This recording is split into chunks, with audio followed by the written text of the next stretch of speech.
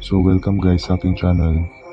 So ang gagawin nga pala natin ngayon ay gagawin natin yung mga mission para makuha natin yung bone blossom. So yung bone blossom nga pala na ito is mas malala pa sa tinatawag na candy blossom.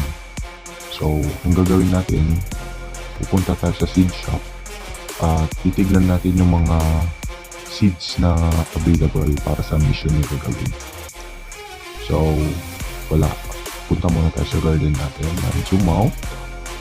Kung makikita natin, meron tayo dito watermelon seed.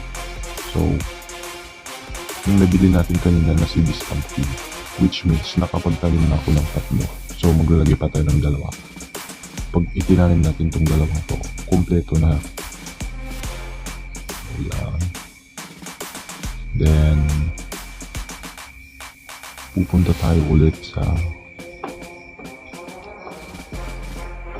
event shop ng dinosaurs. O yan, so titignan natin siya sa quest. Kung makikita nyo dito guys, meron siya dito. So 5 plants, 5 pumpkin seeds. So ayan lang yung gagawin natin. So kada 6 hours or ito mag-reset siya. Nakikita naman natin dito. So kulang pa ng isa din sa may watermelon para makuha natin. Ganyan ang makikita nyo, 9 na siya.